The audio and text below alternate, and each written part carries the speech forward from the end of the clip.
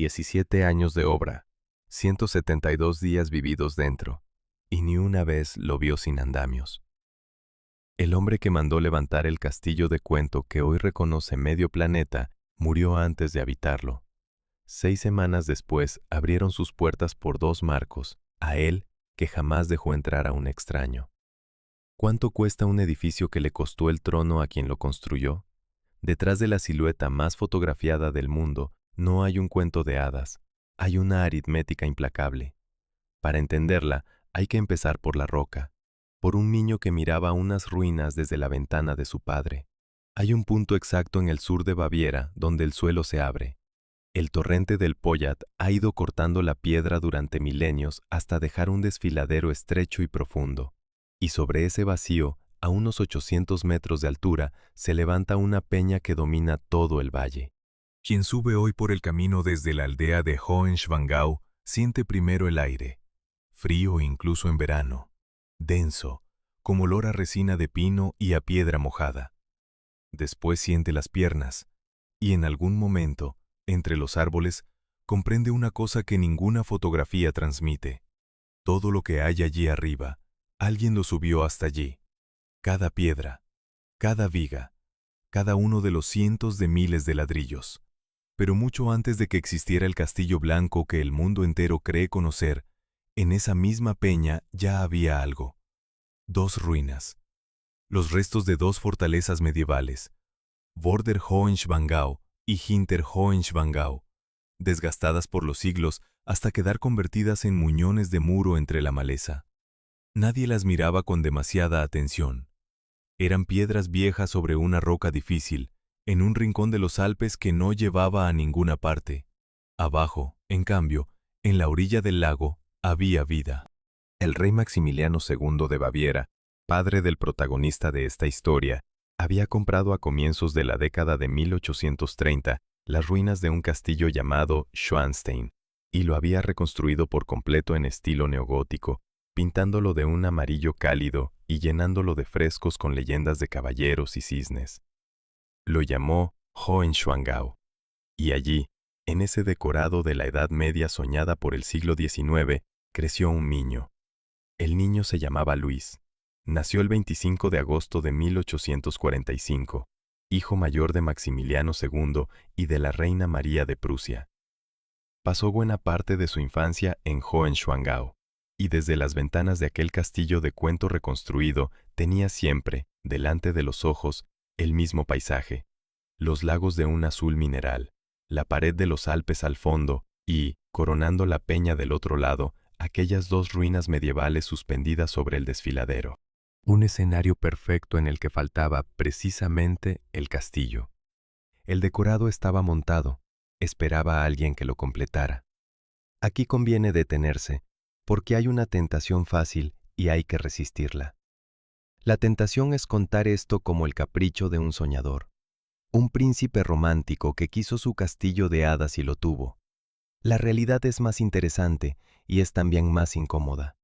Lo que se levantó sobre aquella roca no fue el sueño de un niño, fue la respuesta de un adulto a algo que le habían quitado. Pero para ver eso, hay que entender primero la época, porque el castillo que nos ocupa no es una rareza aislada. Es la forma más pura y más extrema de una fiebre que recorrió toda Europa. El siglo XIX fue el siglo del historicismo.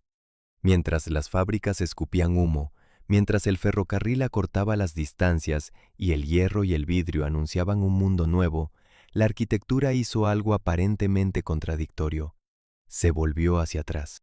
Por toda Europa se construyeron catedrales neogóticas, palacios neorrenacentistas, ayuntamientos que fingían tener 600 años.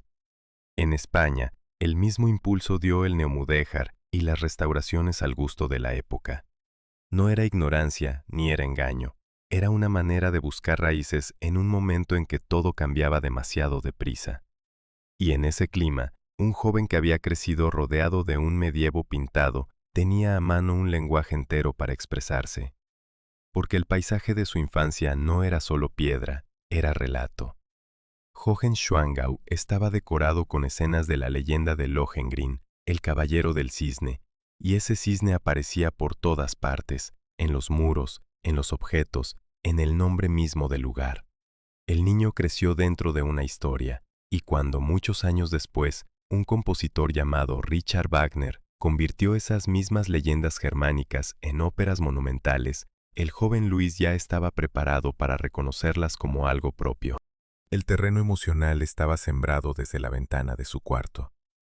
Sube hoy alguien a esa peña, y si llega hasta el puente de piedra que cuelga sobre el desfiladero, el llamado Puente de María, verá el castillo de perfil, entero, recortado contra la pared de los Alpes. Es el punto exacto desde donde se toma la imagen que todos hemos visto 1000 veces. Y allí, con el rumor del agua a 80 metros más abajo, se impone una sospecha que recorrerá todo este relato. El edificio no está simplemente puesto sobre la roca, está puesto para ser mirado desde ese ángulo preciso. Alguien pensó en el espectador antes que en el habitante. Pero eso pertenece a un capítulo posterior. De momento, en la peña solo hay ruinas. La pregunta que importa nace justo aquí, en esta ventana y en esta roca. Estamos a mediados del siglo XIX. La Edad Media terminó hace cientos de años. Los castillos han dejado de tener sentido militar.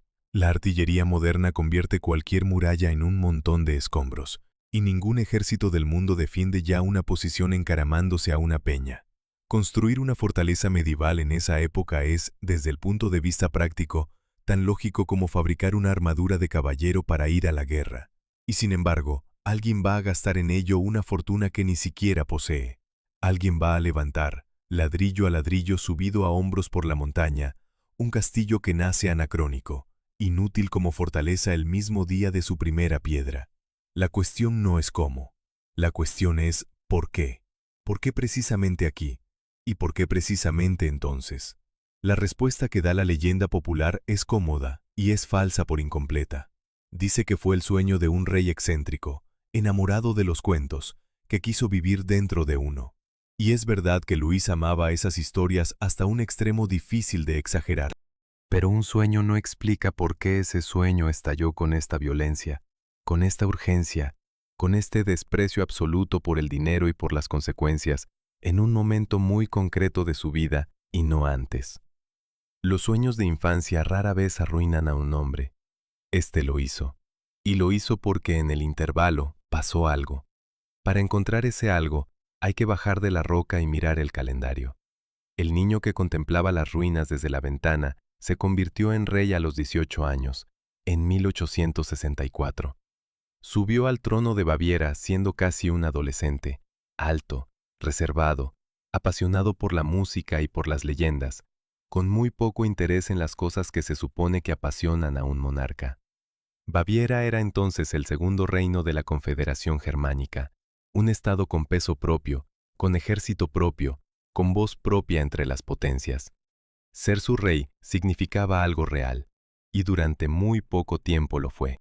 Porque 2 años después de ceñir la corona, ese peso real, esa voz propia, esa soberanía que parecía sólida como la piedra de la peña, iba a desmoronarse en cuestión de semanas. Y el joven que se quedó con un trono vaciado de poder haría entonces lo único que sabía hacer de verdad. Volvería la vista hacia la roca de su infancia, hacia las ruinas suspendidas sobre el desfiladero, y empezaría a construir. No un hogar, no una fortaleza, otra cosa, un lugar donde seguir siendo rey cuando ya no quedara nada que gobernar. La primera piedra de ese lugar se colocó el 5 de septiembre de 1869, pero la historia de por qué se colocó había empezado 3 años antes, en un campo de batalla, muy lejos de los Alpes. El 3 de julio de 1866, en un campo cerca de una aldea de Bohemia llamada Sádova, se decidió en unas horas el futuro de Europa Central. 2 ejércitos alemanes se enfrentaron. De un lado Prusia, del otro el Imperio Austríaco y sus aliados, entre ellos Baviera. La batalla fue una derrota rápida y aplastante, resuelta por la superioridad del fusil de retrocarga prusiano, que permitía disparar y recargar mucho más deprisa, incluso tumbado, que el arma austríaca. Al caer la tarde, el ejército austríaco estaba deshecho. La guerra había durado 7 semanas. Y a más de 400 kilómetros de allí, En Múnich, un rey de 20 años recibió la noticia de que su bando había perdido. Ese rey era Luis. Y aunque en Sadowa no cayó ninguna piedra de ningún castillo, aquella tarde se puso la primera piedra invisible del edificio que nos ocupa. Porque lo que Baviera perdió en esa guerra no fue solo una batalla, fue su independencia real. Conviene medir con exactitud lo que eso significó, porque de ahí sale todo lo demás. Antes de 1866, Baviera era un reino soberano de pleno derecho. Decidía su política exterior, mandaba sobre su ejército, se sentaba entre las potencias como un igual. Después de la derrota, Prusia impuso a los vencidos un tratado que incluía una alianza militar secreta. En virtud de ella, en caso de guerra, el ejército bávaro quedaba bajo mando prusiano. La política exterior del reino pasaba, en la práctica, a decidirse en Berlín. Sobre el papel, Luis seguía siendo rey, firmaba, recibía embajadores, presidía ceremonias. En la realidad, las dos cosas que definen a un soberano de verdad, el ejército y la guerra, ya no le pertenecían. 4 años más tarde, la maquinaria se cerró del todo. En 1870, arrastrada por esa alianza, Baviera entró en la guerra contra Francia del lado prusiano. La victoria trajo la unificación alemana, y en enero de 1871 se proclamó el Imperio Alemán. El rey de Prusia fue coronado emperador de todos los alemanes, y a Luis, rey de Baviera, le tocó un papel que debió de saber a ceniza. Fue él quien, mediante una carta redactada por Bismarck y a cambio de compensaciones económicas, ofreció formalmente la corona imperial al monarca prusiano. Con su propia firma, el rey de Baviera invitó a otro a ser más rey que él. Su reino conservó algunos privilegios, un ejército en tiempos de paz, su propio correo, sus ferrocarriles. Pero el marco había quedado fijado. Baviera era ya una pieza dentro de un imperio gobernado desde otra capital. Para un hombre corriente, esto habría sido una humillación política que se digiere con el tiempo. Para Luis fue otra cosa. Hay que recordar de dónde venía. De un cuarto con vistas a unas ruinas de caballeros, de un mundo infantil hecho de cisnes y de leyendas, de una idea casi sagrada de lo que debía ser un rey. Él no concebía la monarquía como administración. La concebía como algo elevado, solitario, absoluto, más cercano a los reyes de las óperas que a los gestores de presupuestos que le rodeaban. Y de golpe, justo cuando debía encarnar esa idea, se encontró convertido en lo contrario, un soberano decorativo, un rey al que las decisiones importantes le llegaban ya tomadas desde fuera. Aquí es donde la historia da su primer giro difícil de ver, y es el que sostiene todo el edificio.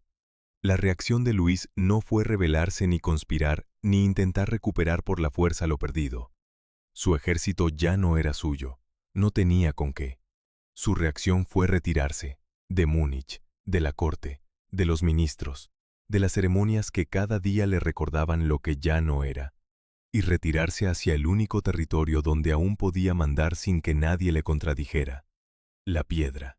Un rey al que le han quitado el poder de decidir sobre hombres puede, todavía, decidirlo todo sobre un muro. Puede elegir su altura, su forma, su color, el motivo de cada fresco, la leyenda de cada sala. Puede ser, dentro de esos límites de cal y de roca, el monarca absoluto que el mundo real ya no le deja ser. De modo que el castillo sobre el desfiladero no nace como capricho, nace como sustitución. Es lo que queda cuando se vacía un trono por dentro, pero se deja la corona puesta. Y esto explica un rasgo que de otro modo resulta incomprensible: la urgencia. Luis no construyó con la calma de quien encarga una residencia para su vejez. Construyó con la prisa febril de quien tapa un agujero. Empezó a proyectar el nuevo castillo en los años inmediatamente posteriores a la pérdida de soberanía, como si necesitara levantar un reino imaginado a la misma velocidad a la que se deshacía el real. Merece la pena detenerse un instante en el aire de aquellos años en Múnich. El Palacio Real, la residencia, era un edificio inmenso en el centro de la ciudad, lleno de funcionarios, de audiencias, de papeles que firmar. Corredores con eco de pasos ajenos, antesalas con gente esperando.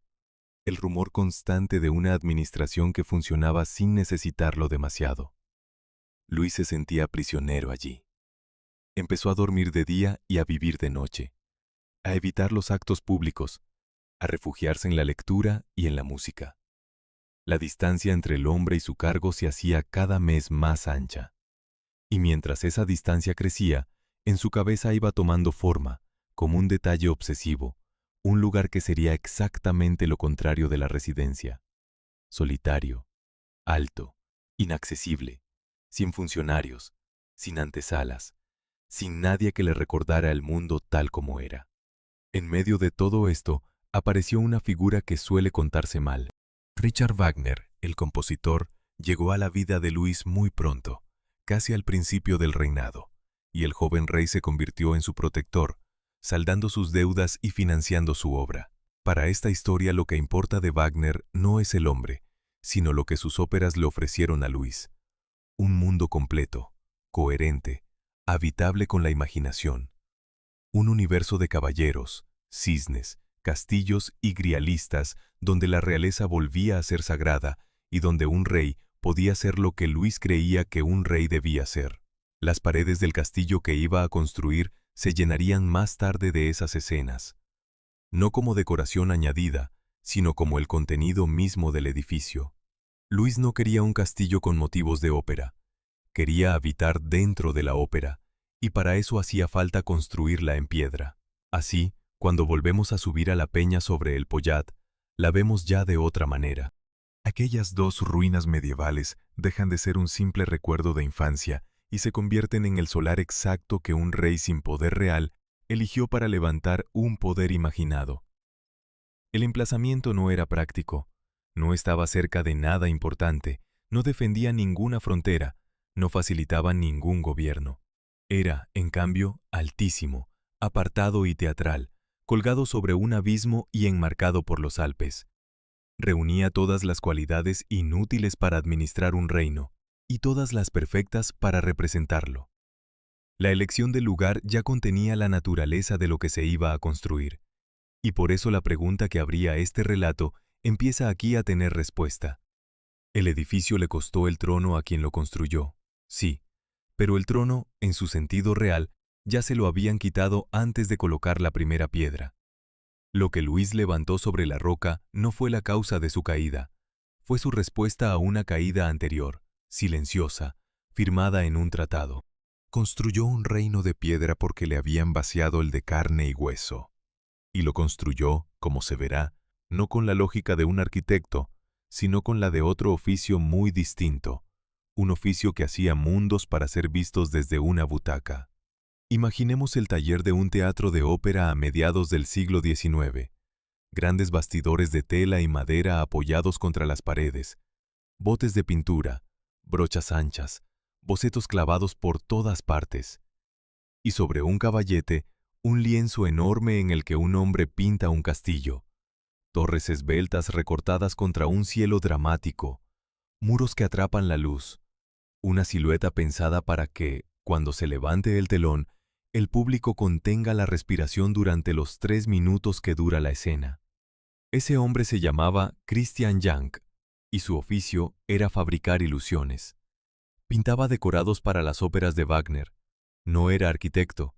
No había levantado jamás un edificio que tuviera que sostenerse en pie más allá de una función. Y sin embargo, cuando el rey Luis quiso dar forma a su castillo sobre la roca, no acudió en primer lugar a un maestro de obras ni a un ingeniero de fortificaciones. Acudió a este pintor de teatro. Fue Jank quien puso sobre el papel las primeras imágenes del edificio, quien dibujó su perfil, sus torres, su modo de posarse sobre la peña. El aspecto que hoy reconoce el mundo entero, esa silueta que parece salida de un cuento, nació de la mano de un escenógrafo. Los arquitectos llegaron después. Su tarea no fue tanto imaginar el castillo como resolver el problema, nada pequeño, de convertir la fantasía de un decorador en una estructura que no se viniera abajo. Este hecho, que suele mencionarse como una curiosidad pintoresca, es en realidad la llave que abre todo el edificio, porque cambia por completo la naturaleza de lo que estamos mirando. Un castillo proyectado por un ingeniero militar es una máquina de guerra. Un palacio de un arquitecto de corte es una máquina de gobierno. Pero un castillo cuya imagen nace en la mesa de un pintor de escenografías no es ninguna de las dos cosas. Es un decorado, no un edificio en estilo medieval, sino la imagen de un edificio medieval, construida con los métodos y la mentalidad del teatro. Y en cuanto se acepta esa idea, todo lo demás encaja con una lógica perfecta. Empecemos por lo más evidente y lo más asombroso. El castillo no tiene ninguna función defensiva. Ninguna. No hay un foso que cumpla su cometido. No hay aspilleras pensadas para disparar. No hay una línea de tiro calculada. No hay muros gruesos dispuestos para resistir un asedio. Todos los elementos que parecen guerreros, las torres, las almenas, los portones, están ahí como gesto, como cita visual de la Edad Media, no como defensa real.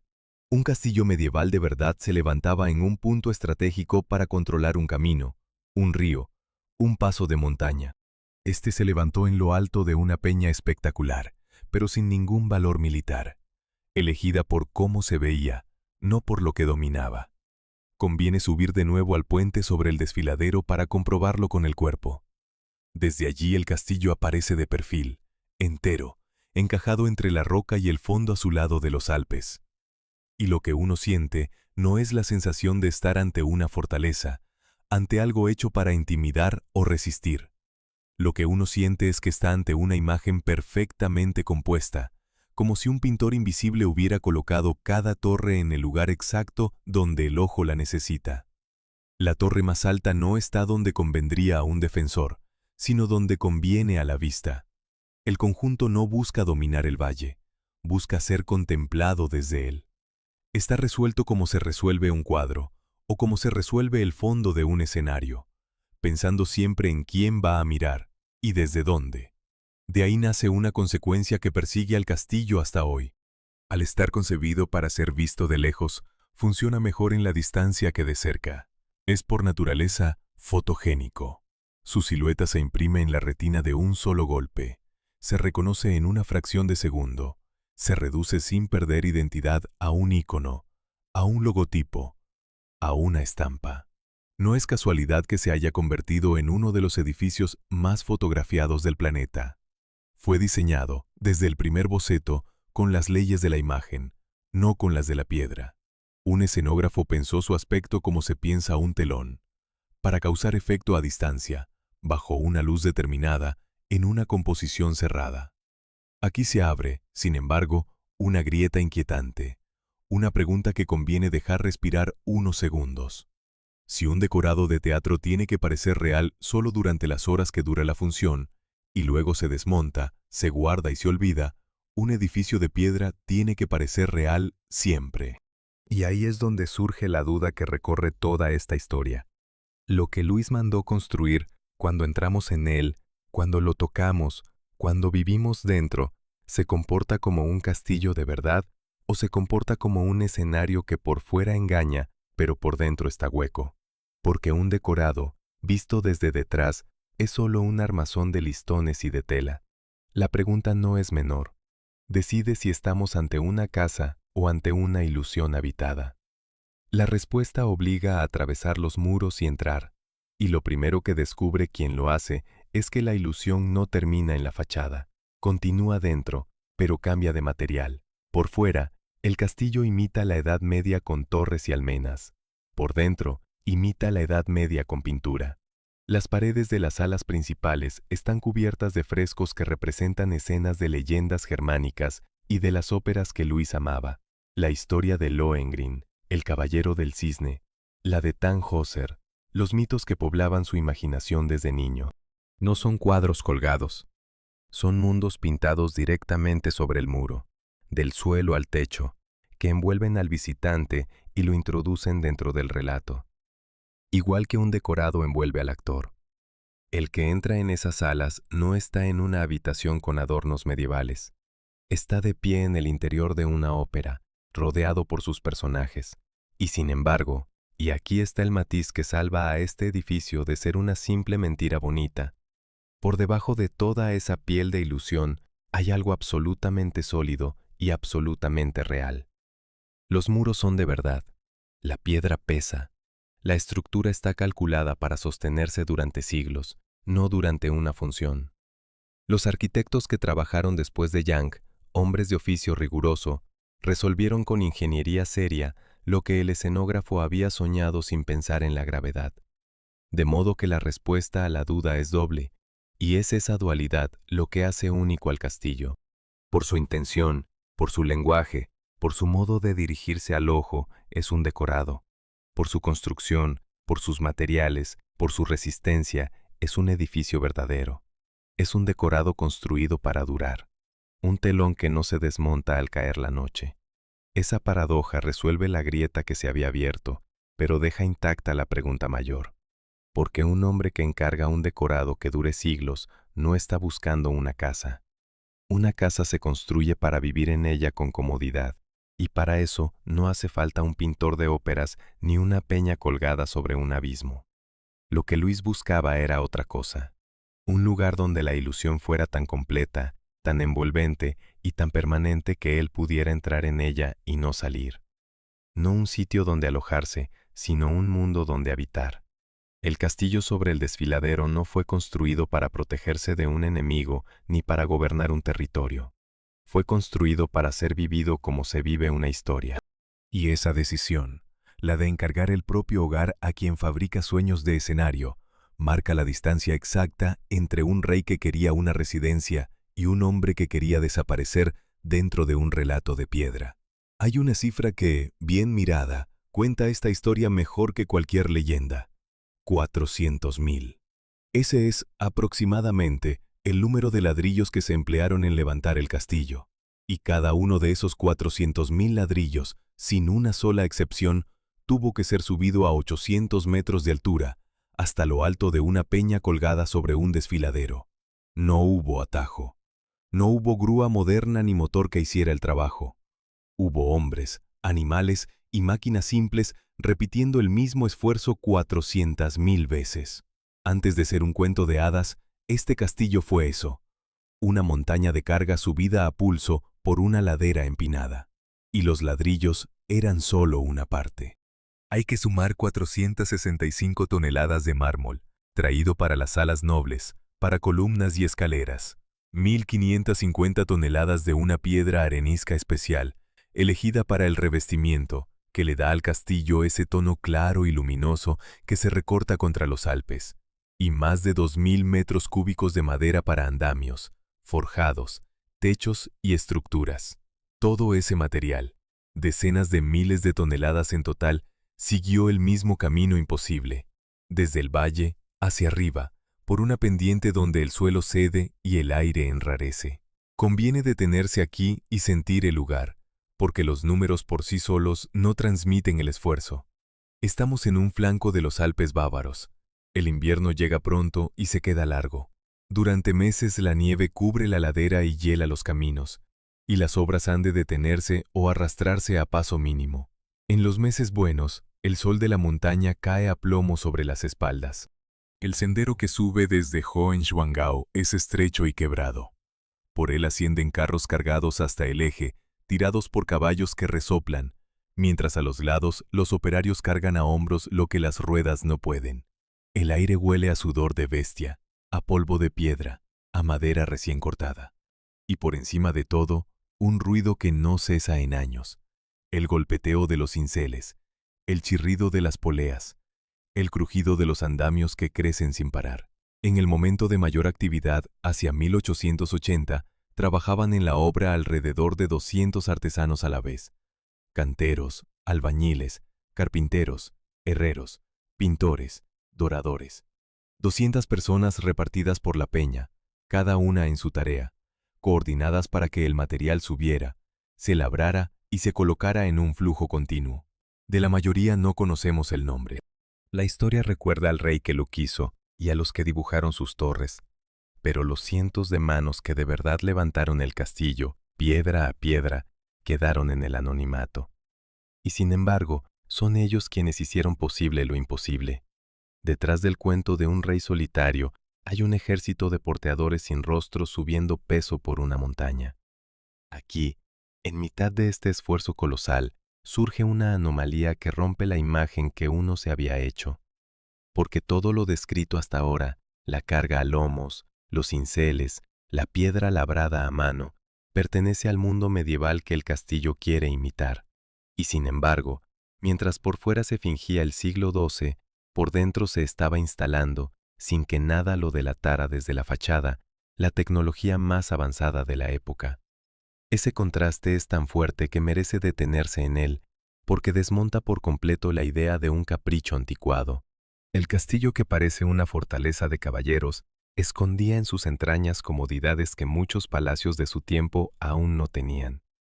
Tenía calefacción central. Un sistema de aire caliente distribuía el calor por las estancias principales desde una instalación situada en los niveles inferiores. Tenía agua corriente en varias plantas, con cañerías que llevaban el agua fría y caliente hasta donde hacía falta. Tenía retretes con descarga automática, servidos por un ingenioso sistema que aprovechaba el agua de manantial de la montaña. Tenía, en las cocinas, tecnología puntera para asar, hervir y conservar. Y tenía incluso un rudimentario sistema para llamar al servicio y una línea de comunicación que permitía transmitir mensajes, algo casi futurista para un edificio que por fuera fingía tener 700 años. De modo que la anomalía se explica y su explicación es reveladora. No estamos ante un hombre que quisiera vivir de verdad como un caballero medieval, con el frío, la humedad y la incomodidad que aquello suponía. Estamos ante un hombre que quería vivir dentro de la imagen de la Edad Media, conservando todas las ventajas de su siglo. La piel del edificio mira al pasado. Sus órganos internos miran al futuro. Y no hay contradicción, porque lo que Luis buscaba no era autenticidad histórica, sino ilusión perfecta. Un decorado, para envolver por completo, no debe hacer sufrir a quien lo habita. Debe engañar a los ojos sin castigar al cuerpo. Por eso el castillo es, en el fondo, un edificio profundamente moderno disfrazado como un traje de piedra antigua. Y esta misma tensión, entre la ambición del sueño y la dureza de la realidad material, esconde la respuesta a un enigma que ha alimentado durante generaciones la leyenda del rey. La leyenda dice que las obras se eternizaron por los caprichos de un soñador que cambiaba de idea sin cesar. Y es verdad que Luis intervenía en cada detalle y modificaba los planes una y otra vez. Pero la causa profunda de la lentitud no fue su carácter, fue la montaña. Cuando cada tonelada de material debe subir por una ladera helada la mitad del año, cuando 200 hombres dependen de un solo camino estrecho, cuando el invierno paraliza la obra durante meses, los plazos no se miden en caprichos, se miden en física. La peña que hacía el castillo tan espectacular era la misma que lo hacía tan lento de construir. Su mayor virtud escénica era su mayor obstáculo práctico. Por eso, quien mira hoy la silueta perfecta y limpia recortada contra los Alpes está viendo solo la mitad de la historia. La otra mitad es el andamiaje. Durante todos los años en que se levantó, el castillo estuvo envuelto en un esqueleto de madera que trepaba por sus muros, cubría sus torres, colgaba de sus fachadas. Ese bosque de vigas y tablones fue, durante mucho más tiempo que la piedra desnuda, la verdadera apariencia del edificio. El castillo de cuento fue, en realidad, y durante casi toda su existencia bajo el reinado de su creador, una obra en construcción vestida de madera. Y ese detalle, el andamio que nunca terminaba de retirarse, guarda un significado que solo se comprenderá del todo cuando esta historia se acerque a su final. De momento basta con retenerlo. Bajo la imagen impecable que el mundo fotografía, hubo durante años una maraña de tablones, el signo más honesto de todo el proyecto. Un mundo que se construía sin parar, sostenido por fuera para no derrumbarse, y que quizá no estaba pensado para terminarse nunca. Subamos por la gran escalera hasta la planta noble del castillo y entremos en la sala más importante de todas, la que corona el edificio entero, el Salón del Trono. Lo primero que hace quien entra es levantar la cabeza, y no puede evitarlo, porque el espacio se dispara hacia arriba en dos alturas coronadas por una bóveda azul sembrada de estrellas doradas, como un cielo nocturno detenido sobre las cabezas. Las paredes arden en oro. Columnas de imitación de pórfido y de lapislázuli suben hacia lo alto. El suelo es un enorme mosaico con animales y plantas, más de 1.000.000 de piezas ensambladas una a una. Al fondo, una gran escalinata de mármol blanco asciende en semicírculo hacia un estrado elevado. el punto hacia el que converge toda la sala, el lugar hacia el que miran todas las líneas del salón. Y allí, en ese estrado, en el centro exacto de la sala del trono, no hay nada. No hay trono. Nunca lo hubo. El punto culminante de todo el castillo, el foco de su estancia más solemne, el asiento hacia el que apunta cada columna y cada peldaño, está vacío. La escalinata de mármol sube hacia un lugar donde no se sienta nadie. Y ese vacío, esa ausencia en el centro mismo del poder, es el hecho más desconcertante de todo el edificio, porque no parece un olvido ni un descuido. Parece casi una confesión labrada en piedra. La primera explicación es sencilla, y hay que darla enseguida, para no caer en el misterio fácil. El trono no está porque la sala nunca se terminó. Cuando la historia del rey llegó a su brusco final, el salón del trono no estaba concluido. Faltaba, precisamente, el trono, que iba a ser una pieza monumental de oro y marfil y que no llegó a fabricarse. Y este dato conecta con una cifra que revela el verdadero estado del castillo, la que desmonta la idea de un palacio acabado y habitado. De las más de 200 habitaciones que el proyecto llegó a contemplar en sus distintas fases, en el momento en que las obras se detuvieron, solo 14 estaban terminadas. 14. El resto era estructura desnuda, muros sin revestir, suelo sin pavimentar, espacios vacíos esperando una decoración que jamás llegó. El castillo que el mundo imagina completo era, en su mayor parte, un caparazón inacabado. Pero quedarse en esta explicación práctica sería perder lo esencial, porque hay una segunda razón, mucho más profunda, que convierte ese vacío en el corazón simbólico de toda la historia. Para entenderla, hay que fijarse en un cambio de idea que se produjo mientras el castillo crecía. La sala que hoy llamamos Salón del Trono no fue concebida al principio como Salón del Trono. En los primeros planos, ese espacio iba a ser algo más modesto, una sala de recepciones. Fue después, sobre la marcha, cuando Luis decidió transformarla en aquello que de verdad ocupaba su imaginación en los últimos años. No una sala de audiencias, sino un santuario. La decoración lo dice a gritos. Las pinturas que cubren el ábside sobre el estrado no representan escenas de gobierno ni glorias militares. Representan a Cristo, a la Virgen, a los apóstoles y a una hilera de reyes santos. El estrado no se diseñó para recibir súbditos, se diseñó como un altar. Y aquí aparece la clave que lo une todo. En sus últimos años, Luis se identificaba cada vez más intensamente con una figura concreta del mundo que tanto amaba, Parsífal, el caballero puro de la leyenda del Grial, el que consagra su vida a la búsqueda de la copa sagrada. Esa historia, convertida por Wagner en una de sus últimas y más místicas óperas, se había apoderado de la imaginación del rey, y bajo su influjo, el nuevo castillo dejó de ser en su mente lo que había sido al principio, la evocación de una fortaleza caballeresca como las que había visitado en sus viajes, para convertirse en otra cosa mucho más elevada, un castillo del Grial, un templo. Por eso la sala del trono se transformó en un espacio sagrado, coronado por un cielo estrellado, dominado por reyes santos, organizado como una iglesia bizantina en torno a un punto central elevado. De modo que el vacío en el centro cobra de pronto un sentido estremecedor. En un castillo del Grial, en un templo consagrado a la búsqueda de lo sagrado, el trono real, el asiento del poder terrenal, no es el objetivo. El objetivo es la búsqueda misma, el ascenso hacia algo que está por encima de la corona. La sala no está organizada para que un rey se siente a mandar. Está organizada para que un caballero se arrodille a buscar. La función del poder, la de recibir y gobernar, fue desplazada por la función de la búsqueda espiritual. El asiento del monarca fue sustituido por un altar sin ocupante. Y así, sin proponérselo del todo, Luis construyó la imagen más exacta de su propia situación. Un rey que había perdido el poder real levantó una sala para un trono en el que nadie iba a sentarse, coronada por un cielo hacia el que mirar en lugar de un reino que gobernar.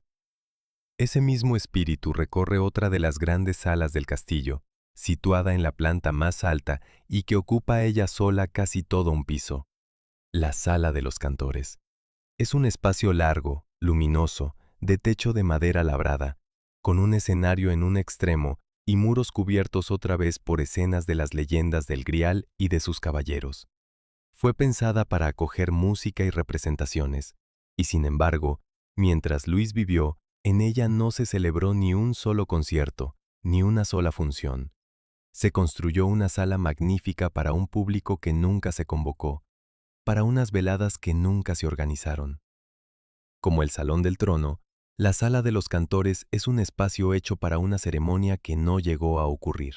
Un escenario perfecto y en silencio, y conviene sentir ese silencio porque es la atmósfera verdadera del castillo por dentro. Quien recorre hoy estas salas, entre el oro, las estrellas de la bóveda, los reyes santos y los caballeros pintados, atraviesa un templo levantado para una liturgia que no tuvo lugar. Todo está dispuesto, todo espera, todo apunta hacia un centro, y en ese centro no hay nadie. La grandeza del castillo no reside en lo que contiene, sino en aquello para lo que se preparó y que nunca sucedió. Es un edificio en tiempo de espera, congelado un instante antes de la función. Por eso el trono ausente no es un detalle que sobra en esta historia, sino su síntesis más perfecta. Reúne las dos razones de todo lo que hemos visto. La práctica, que dice que la obra se detuvo antes de tiempo y por tanto muchas cosas quedaron sin hacer. Y la profunda, que dice que aquel hombre había dejado de construir un lugar para mandar y estaba construyendo un lugar para buscar. Las dos son ciertas a la vez. El castillo quedó inacabado, sí, pero en su misma incompletitud dice la verdad sobre quien lo levantó. Un rey vaciado de poder no necesitaba un trono, necesitaba un altar, y lo que dejó, en lo más alto de su montaña, fue una escalinata de mármol que sube hacia el silencio. En 1868, cuando el proyecto no era todavía más que planos y bocetos, Luis le escribió a Wagner una carta llena de entusiasmo.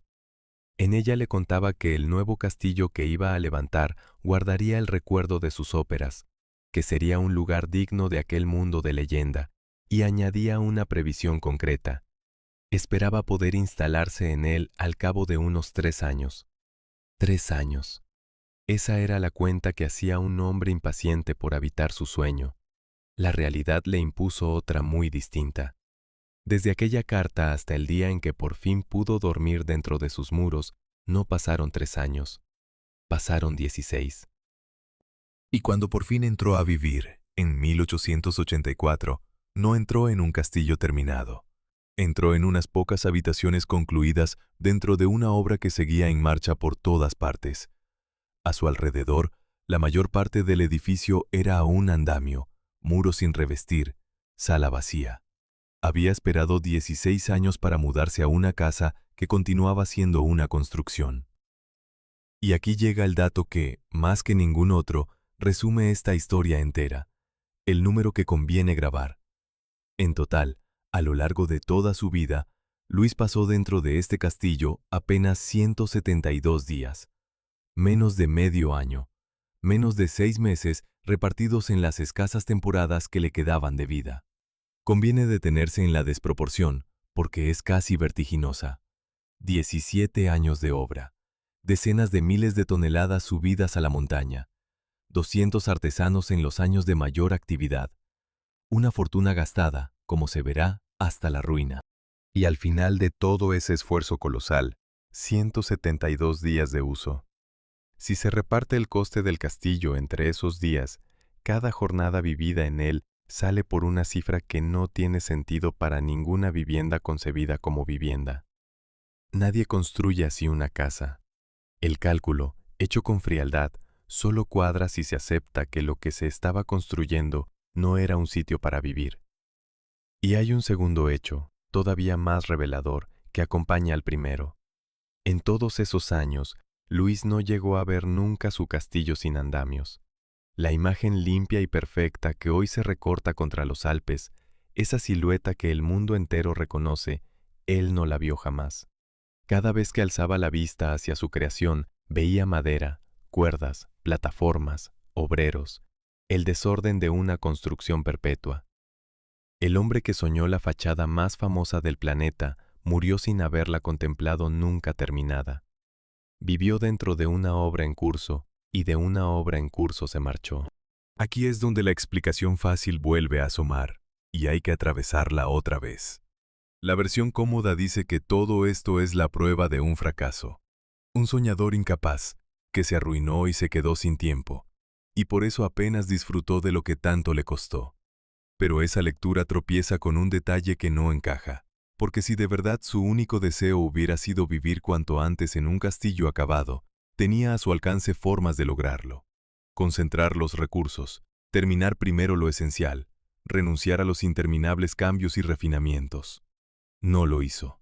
Al contrario, cada vez que una parte se acercaba a su fin, él modificaba, ampliaba, reformulaba, abría nuevos frentes. Y no solo aquí. Mientras este castillo seguía inacabado, emprendió a la vez otros 2 proyectos monumentales, gastando en 3 sueños simultáneos lo que no tenía para uno.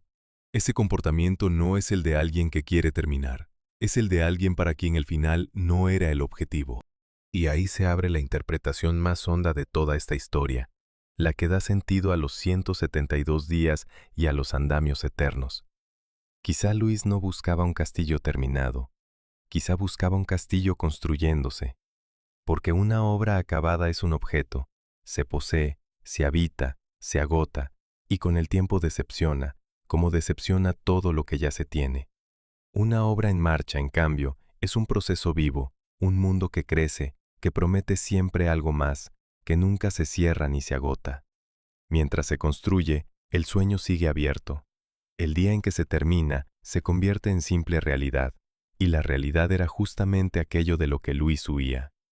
Esta idea, que puede parecer arriesgada, encaja con todo lo que sabemos de su manera de habitar el castillo, y ahí es donde hay que entrar para sentirlo de verdad. Luis vivía de noche. Había invertido el orden natural del día, dormía mientras había luz y velaba mientras el mundo dormía. En las horas oscuras recorría las salas iluminadas por velas, se hacía servir la cena en plena madrugada, salía en trineo por los caminos nevados de la montaña bajo la luna, contrataba a músicos y actores para funciones privadas en las que él era el único espectador, ceremonias montadas solo para sus ojos, en las que un cantante actuaba en una sala vacía para un público de una sola persona, y exigía que los criados que le servían pasaran lo más inadvertidos posible, que apenas se los viera, que la maquinaria humana que sostenía su vida quedara oculta como se ocultan las tramoyas detrás de un decorado. Sentido así, el castillo por dentro deja de ser una casa y se revela como lo que de verdad era, el centro de una representación permanente, con un único protagonista y un único público, ambos encarnados en la misma persona, un hombre que se había construido un mundo a medida y que lo habitaba de noche, entre velas, silencio y funciones para nadie. En ese mundo, los andamios no eran un estorbo que impedía disfrutar de la obra, eran parte de la obra. Eran la prueba física de que el mundo seguía vivo, de que aún estaba naciendo, de que todavía no había caído en la trampa de estar terminado. Un mundo que se construye sin parar no se puede perder, porque nunca llega a existir del todo. Por eso los 172 días, lejos de ser la medida de un fracaso, son quizá la medida de una elección, consciente o no. Luis no vivió poco en su castillo porque la muerte le sorprendiera antes de tiempo, aunque también fue eso. Vivió poco porque el castillo, en el fondo, no estaba hecho para ser vivido de la manera en que se vive una casa, día tras día, año tras año, hasta el final. Estaba hecho para ser soñado, levantado, recorrido de noche, contemplado como se contempla una obra que aún no ha concluido. Y un sueño no se habita, se persigue. El coste de ese modo de entender la propia existencia sería altísimo, y llegaría muy pronto.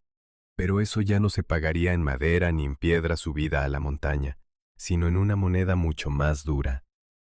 Hay una idea muy extendida sobre este castillo que conviene desmontar cuanto antes, porque es falsa y porque, además, es injusta. La idea dice que Luis arruinó a Baviera, que dilapidó el dinero de sus súbditos en fantasías de piedra, que el pueblo pagó con su esfuerzo los caprichos de un rey. Nada de eso es cierto. Y el hecho verdadero, el que sí ocurrió, es mucho más interesante, porque encierra una trampa lógica de la que ningún rey podría haber escapado. El hecho es este. Luis no construyó su castillo con dinero público, lo pagó, por principio y de manera deliberada, con su fortuna personal y con préstamos tomados a su propio nombre. Distinguía con claridad entre las arcas del Estado y su bolsillo privado, y para estas obras recurrió al segundo. Heredó una considerable fortuna personal, disponía de una asignación anual cuantiosa, y con eso echó a andar sus proyectos. Sobre el papel, era un particular gastando su propio dinero en su propia casa. Un hombre rico construyéndose un capricho carísimo con lo que era suyo. Visto así, no había nada que reprochar, porque no se tocaba ni una moneda del erario. Pero aquí empieza el problema, y empieza con los números de la obra, que se dispararon de una manera difícil de creer. El presupuesto inicial del castillo se había calculado en algo más de 3 millones de marcos. Una cantidad enorme ya de por sí. Cuando las obras se detuvieron, el gasto real acumulado en este castillo rondaba los 6 millones de marcos. Es decir, casi el doble de lo previsto. Y las razones ya las conocemos. La montaña que encarecía cada transporte, los cambios constantes del rey, el refinamiento sin fin de cada detalle, los materiales nobles subidos uno a uno por la ladera. El sueño, a medida que crecía, devoraba el dinero a un ritmo que ninguna fortuna personal podía sostener indefinidamente. Y conviene ser muy preciso con las cifras, porque aquí se confunden con frecuencia y la confusión distorsiona toda la historia. Esos casi 6 millones eran el coste de este castillo, de uno solo. Pero Luis no construía uno, construía 3 a la vez. Además de la fortaleza sobre el desfiladero, levantaba un pequeño y exquisito palacio de gusto francés y emprendía un tercer proyecto todavía más ambicioso, una imitación monumental del gran palacio de los reyes de Francia. Sumadas las 3 empresas, más el tren de vida que las rodeaba, la deuda total del rey había ido creciendo año tras año como una marea. A comienzos de la década de 1880 superaba ya los 7 millones de marcos, y hacia 1885 la deuda acumulada por el conjunto de sus proyectos rondaba los 14 millones. 14 millones de marcos. Conviene dejar que esa cifra resuene, pero sin confundirla. No es lo que costó el castillo, sino lo que debía el rey por todo junto. Para medir su tamaño real, hay que ponerla al lado de sus ingresos. La asignación anual de la que Luis disponía se contaba en unos pocos millones al año, del orden de 4, de modo que su deuda equivalía a más de 3 años completos de todos sus ingresos, sin gastar un céntimo en otra cosa. Era, sencillamente, impagable con sus medios. Un particular en esa situación es un particular arruinado. El problema es que Luis no era un particular, y esa es la trampa. Aquí es donde la historia da su giro más agudo, y hay que seguirlo con cuidado porque es el corazón de esta parte. Cuando la fortuna personal se agotó y los ingresos no bastaron ni para pagar los intereses, Luis hizo lo que hace cualquiera que necesita dinero: pedir prestado. Y al principio encontró quien le prestara, porque prestarle a un rey parecía seguro. Pero llegó un punto en que las deudas eran tan grandes y tan visible la imposibilidad de devolverlas que los prestamistas se inquietaron. El rey, desesperado, buscó crédito cada vez más lejos, hasta recurrir a bancos extranjeros. Y algunos de esos acreedores, al ver que no cobraban, empezaron a amenazar con algo que cambiaba por completo la naturaleza del asunto, con embargar los bienes del rey, con llevar el caso a los tribunales, con hacer público y escandaloso el hundimiento financiero del monarca de Baviera. Y en ese instante, la deuda privada de Luis dejó de ser privada, porque un rey no es un ciudadano cualquiera al que se puede embargar sin consecuencias. Un rey es la cabeza del Estado, y su figura, su crédito y su honor están entrelazados con los del reino que encarna. La amenaza de ver al rey de Baviera arrastrado ante los tribunales por sus acreedores, humillado públicamente, declarado insolvente, no era solo un problema personal suyo, era una amenaza directa al prestigio de la corona y, a través de ella, a la estabilidad misma del reino. El escándalo de un monarca en bancarrota podía sacudir la confianza en el Estado entero. Lo que Luis había querido mantener cuidadosamente separado, su bolsillo y el trono, resultó ser inseparable en el momento decisivo. Esta es la contradicción que lo atrapó, y es una contradicción sin salida. Luis había intentado ser dos cosas a la vez: un particular libre de gastar su dinero en lo que quisiera y un rey. Y esas dos cosas son incompatibles en el punto exacto en que el dinero se acaba. Un particular arruinado se arruina a sí mismo y ahí termina el asunto. Un rey arruinado arrastra en su caída a la institución que representa. Por eso, aunque tuviera toda la razón formal al decir que no gastaba fondos públicos, esa razón no le servía de nada. La monarquía no permite separar al hombre del cargo cuando llegan los acreedores.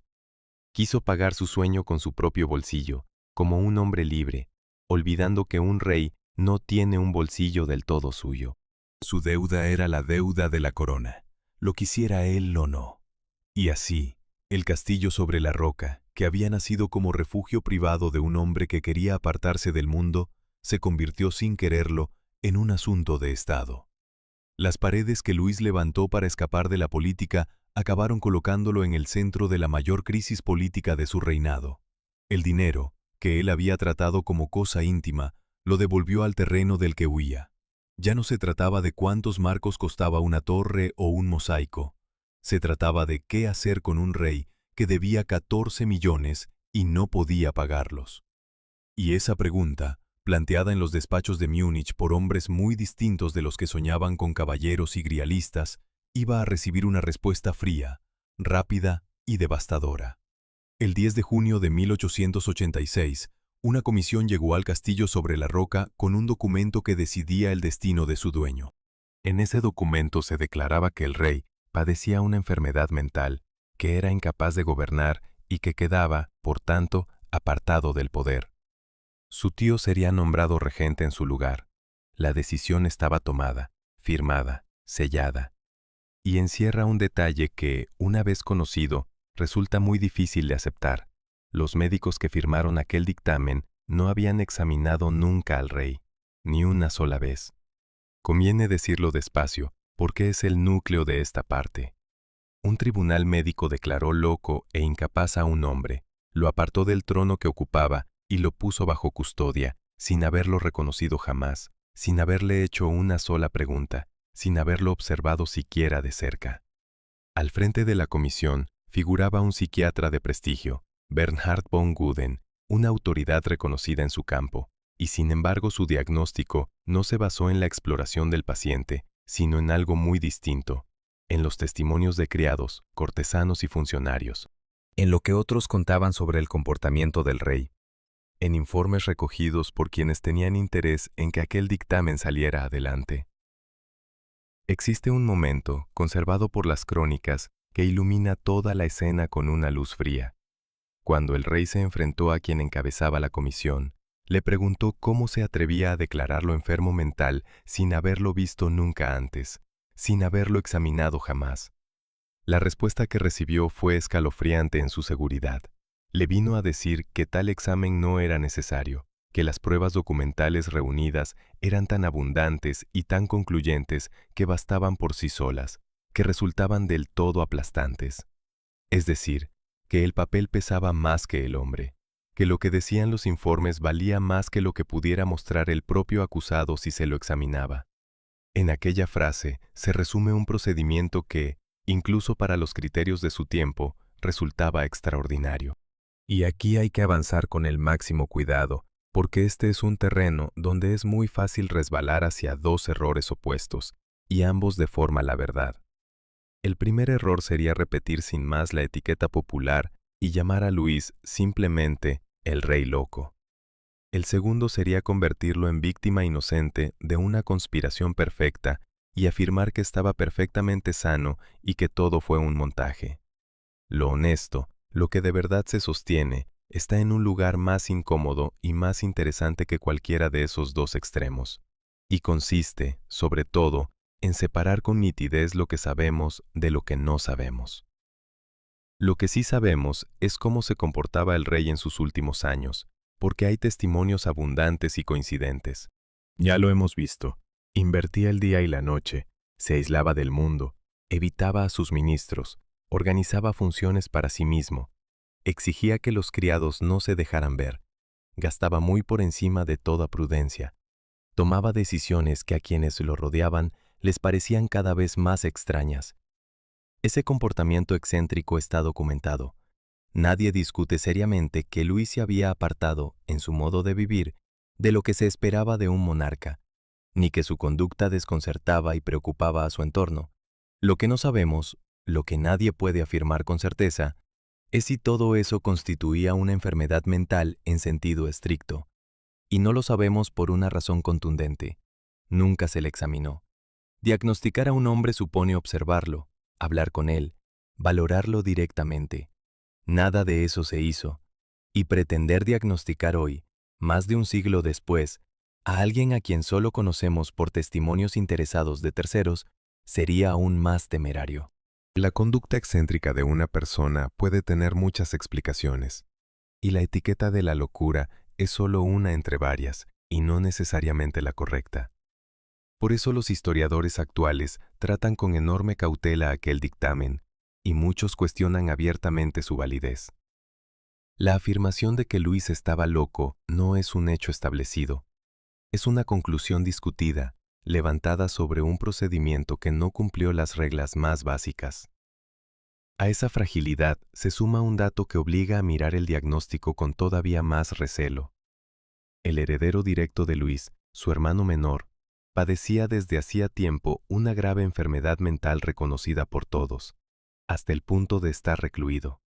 Es decir, existía en la familia un antecedente real de trastorno, lo que hacía mucho más creíble, mucho más fácil de aceptar por la opinión pública, la idea de que también el rey pudiera estar afectado.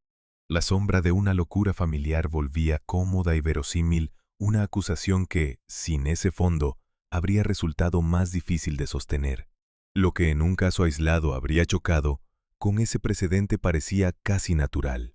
Y aquí es donde todas las piezas encajan y aparece la verdadera forma de esta historia, porque a la vez que se elaboraba el dictamen de incapacidad, existía un motivo perfectamente concreto, medido en cifras, para querer apartar al rey del trono. Ese motivo eran los 14 millones de deuda, los acreedores extranjeros a las puertas, la amenaza de un escándalo que salpicaría a la corona. Un rey que gasta hasta arruinarse y que se niega a ceder es, para un gobierno, un problema práctico urgente. Y la vía para resolver ese problema no fue negociar con él, ni frenarlo, ni buscar un arreglo. Fue declararlo incapaz. La incapacidad mental ofrecía una salida limpia y legal a lo que era, en el fondo, un callejón financiero y político sin salida.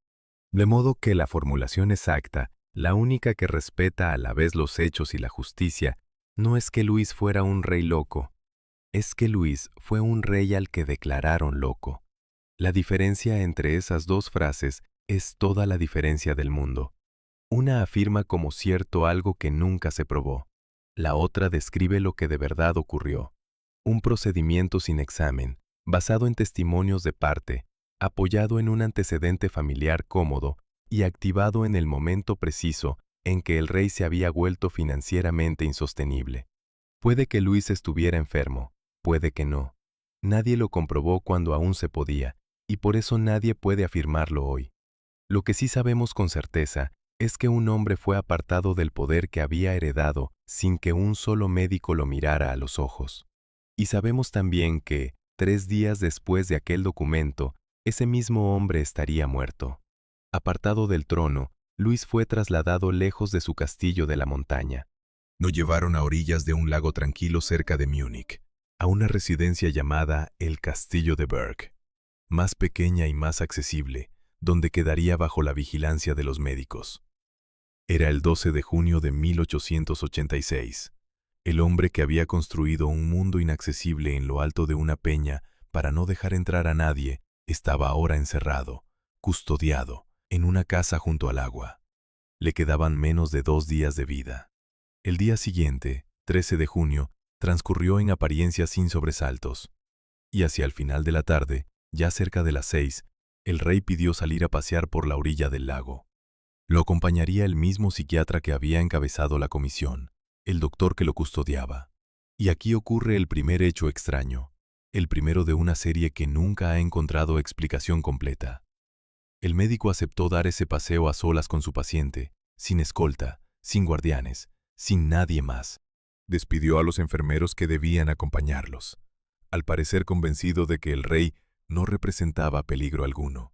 2 hombres solos salieron a caminar junto al agua, en la penumbra creciente de la tarde. Debían regresar hacia las 8. No regresaron. Pasaron las 8 y el lago siguió en silencio. Pasó media hora más, y luego otra. Y la inquietud se convirtió en alarma. Se organizó una búsqueda. Hombres con faroles recorrieron la orilla llamando, escrutando la oscuridad y el agua quieta.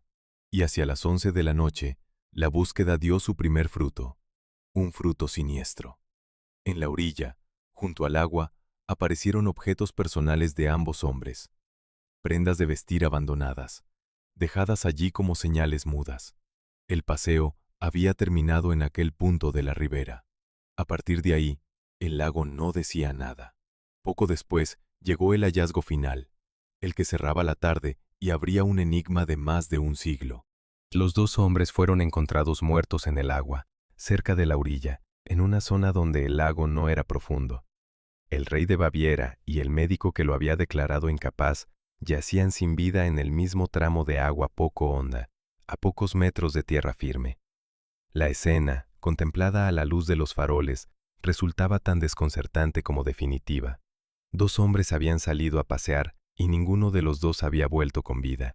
Aquí es donde esta historia exige la máxima honestidad y la máxima prudencia, porque en torno a este lago se ha construido una montaña de suposiciones, y el camino recto consiste en separar con firmeza lo que consta de lo que solo se imagina. La versión oficial, formulada con rapidez, fue la del suicidio. El rey, desesperado tras su destitución, se habría quitado la vida ahogándose, y el médico habría muerto al intentar impedirlo. Es una explicación posible, y durante mucho tiempo fue la aceptada. Pero tiene grietas, y esas grietas no son invenciones de fantasía, sino hechos documentados que no encajan del todo con ella. Conviene enumerarlos con calma, uno a uno, porque son verificables. El primero, Luis era un nadador fuerte, acostumbrado al agua. El segundo, en el lugar donde aparecieron los cuerpos, el agua era poco profunda, no llegaba a cubrir a un hombre de pie. Ahogarse voluntariamente en aguas someras, siendo buen nadador, resulta difícil de explicar. El tercero, y quizá el más notable, la autopsia del rey no encontró agua en sus pulmones. Y ese detalle es importante, porque cuando alguien muere ahogado, lo habitual es que haya agua en los pulmones, señal de que respiró bajo la superficie. Su ausencia pone en duda que la causa de la muerte fuera, sin más, el ahogamiento. A todo esto se añade que la propia autopsia no logró establecer con certeza de qué murió el rey, y que el cuerpo del médico presentaba señales de violencia, indicios de un forcejeo, heridas que la versión oficial no explicaba bien. Llegados a este punto, hay que resistir con firmeza una tentación, la más fuerte de todas. La tentación es rellenar esos huecos con una historia cerrada y emocionante. Afirmar que al rey lo asesinaron, que hubo un complot, que se le silenció para siempre. Es un relato atractivo, y por eso ha circulado tanto. Pero no es honesto, porque no hay pruebas que lo sostengan. Los hechos que no encajan con el suicidio tampoco demuestran un asesinato. Demuestran solo que la explicación oficial es insuficiente, que quedan cabos sueltos, que algo en aquella tarde no ha sido nunca aclarado del todo. Y ahí es donde hay que detenerse, sin dar un paso de más. La fórmula exacta, la que emplean los estudiosos serios que han examinado el caso, es tan sobria como poderosa. Las circunstancias de la muerte del rey permanecen sin esclarecer. No sabemos con seguridad si se quitó la vida, si murió por un accidente, por un fallo del corazón en el agua fría, en un forcejeo o de algún otro modo. No lo sabemos, y probablemente no lo sabremos nunca, porque el tiempo ha borrado las pruebas que faltaban. No es que la verdad se oculte, es que la verdad, sencillamente, no quedó registrada con la claridad necesaria, y lo que hay son preguntas sin una respuesta única. Reconocer eso no es debilidad, es rigor. Hay historias que terminan en certeza, y hay historias que terminan en un interrogante honrado, y esta es de las segundas. Lo que sí es seguro, lo único que no admite discusión, es el resultado y su fecha. El 13 de junio de 1886, a la edad de 40 años, el hombre que había levantado el castillo sobre la roca murió en las aguas de un lago, 3 días después de haber sido despojado de su corona. Su gran obra quedó atrás, inacabada, envuelta todavía en andamios, vacía de su único habitante. El sueño de piedra seguía en pie sobre la montaña. El soñador ya no estaba. Y entonces, con el rey muerto y el castillo silencioso, empezó el capítulo más inesperado de toda esta historia, aquel en el que el edificio, por fin, iba a responder por sí solo a la pregunta de cuánto costaba de verdad. El 1 de agosto de 1886, apenas 6 semanas después de la muerte del rey, las puertas del castillo sobre la roca se abrieron, pero no se abrieron para recibir a un monarca ni a su corte, se abrieron para el público, para cualquiera que pagara una entrada. El precio se fijó en 2 marcos. Y en ese gesto, tan pequeño y tan enorme a la vez, se encierra la vuelta de tuerca más dura de toda esta historia. Porque el hombre que había levantado aquel mundo en lo alto de una montaña, lo había concebido, por encima de todo, como un refugio inaccesible, un lugar donde no debía entrar ningún extraño. Jamás permitió que nadie ajeno lo visitara. Y 6 semanas después de su muerte, ese santuario privado se convirtió en lo contrario exacto de lo que él quiso. Un espectáculo abierto, una taquilla, un edificio por el que se pasa pagando. La razón de aquella apertura tan rápida no fue el homenaje ni la nostalgia, fue el dinero. Sobre el castillo pesaban aún las deudas colosales que habían servido de argumento para apartar a su dueño, y la administración que se hizo cargo comprendió enseguida algo que resultaría decisivo. Aquel edificio extraordinario, aquella silueta imposible sobre la peña, podía atraer visitantes. Muchos visitantes. Cada uno de ellos pagaría por entrar, y ese flujo de entradas podía, poco a poco, ir devolviendo lo que se debía. De modo que el castillo, cerrado a cal y canto por su creador, fue abierto de par en par por sus acreedores. La lógica del refugio fue sustituida por la lógica de la taquilla. Y aquí llega el dato que da sentido a toda la pregunta que ha recorrido esta historia. Aquella deuda inmensa, aquellos millones que se habían presentado como una ruina sin remedio, aquella cifra que había bastado para destronar a un rey, fue saldada por completo. No en generaciones, no en medio siglo. En apenas 13 años de visitas, las entradas pagadas por el público cubrieron las deudas de construcción del castillo. 13 años. El edificio que había arruinado a su dueño se pagó a sí mismo en poco más de una década, con el simple goteo de la gente que subía a la montaña para verlo. Y lo que vino después desborda cualquier previsión. Porque el castillo no dejó de atraer visitantes cuando terminó de pagar sus deudas. Al contrario, con el paso de las décadas, su fama creció sin cesar, hasta convertirlo en uno de los edificios más visitados y más fotografiados del planeta. Desde aquella primera apertura, más de 60 millones de personas han cruzado sus puertas. Hoy lo visitan más de 1 millón cada año, y en los días de verano llegan a entrar varios miles en una sola jornada. Aquella peña que un rey eligió por lo apartada, por lo inaccesible, por lo lejos que estaba de todo, recibe ahora una multitud constante que sube por el mismo camino por el que en otro tiempo se izaron los 400.000 ladrillos. Conviene detenerse en la magnitud de esa fama, porque es tan grande que roza lo invisible.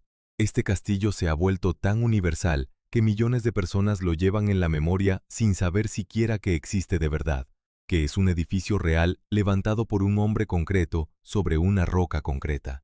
Su silueta inspiró la imagen del castillo de cuento por excelencia, esa que aparece en tantas historias de princesas y que forma parte del imaginario de la infancia en medio mundo.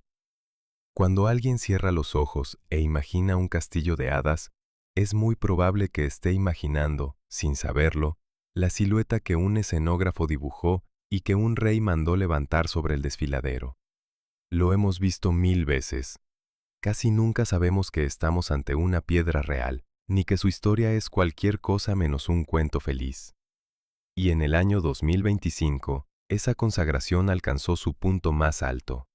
El castillo, junto con los otros palacios que aquel rey soñó, fue inscrito en la lista del Patrimonio Mundial, el reconocimiento más solemne que puede recibir un edificio, reservado a los lugares que se consideran tesoros de toda la humanidad.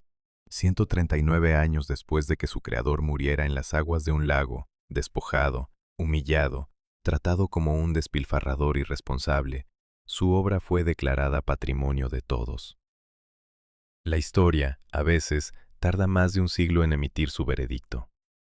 Y ese veredicto obliga a volver, por última vez, a la pregunta con la que empezó todo. ¿Cuánto cuesta un edificio que le costó el trono a quien lo construyó? Ahora podemos responder con los números en la mano, y la respuesta tiene un filo inesperado. Al rey lo apartaron acusándolo de haber gastado sin sentido, de haber tirado el dinero en piedra inútil, de ser un desastre en cuentas. Pues bien, desde el punto de vista estrictamente económico, el mismo con el que se le juzgó, aquel hombre no se equivocó. Hizo, sin pretenderlo, una de las mejores inversiones de la historia de su tierra. El castillo saldó sus deudas en 13 años y desde entonces no ha dejado de generar riqueza, década tras década, durante casi siglo y medio. Los ministros que lo declararon insensato se equivocaron en su propio terreno. El único error de Luis, en términos de dinero, fue que el rendimiento de su inversión llegó después de su muerte. Acertó en la cuenta y perdió en el plazo. Pero hay un segundo filo, más hondo que el del dinero, y con él debe cerrarse esta historia. Porque el modo en que el castillo pagó su deuda es la ironía más cruel de todas. Aquel edificio se levantó para ser un refugio de un solo hombre, un lugar de soledad absoluta, un mundo cerrado a todo el mundo exterior, y sin embargo, saldó lo que costó con lo único que su creador jamás quiso que entrara en él: gente, multitudes, millones de extraños recorriendo las salas de un rey que exigía que ni siquiera sus criados se dejaran ver. El castillo devolvió su precio abriéndose de par en par a todo aquello de lo que había sido concebido para huir. Pagó con visitantes el sueño de un hombre que solo quería estar solo. De modo que la pregunta tiene, al final, dos respuestas que conviven. En marcos y en cifras, el castillo costó una fortuna y la devolvió multiplicada. Fue un triunfo económico rotundo, pero en la moneda de quien lo soñó, el balance es otro, y no lo cierra este relato. Un hombre pagó con su corona, y quizá con su vida, un mundo de piedra que apenas llegó a habitar 172 días y que nunca vio sin andamios.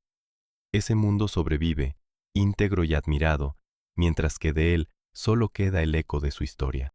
Si aquello valió la pena, es algo que cada uno habrá de decidir por su cuenta, contemplando la silueta blanca recortada contra los Alpes y recordando que detrás de cada cuento de hadas suele haber una cuenta muy real que alguien tuvo que pagar.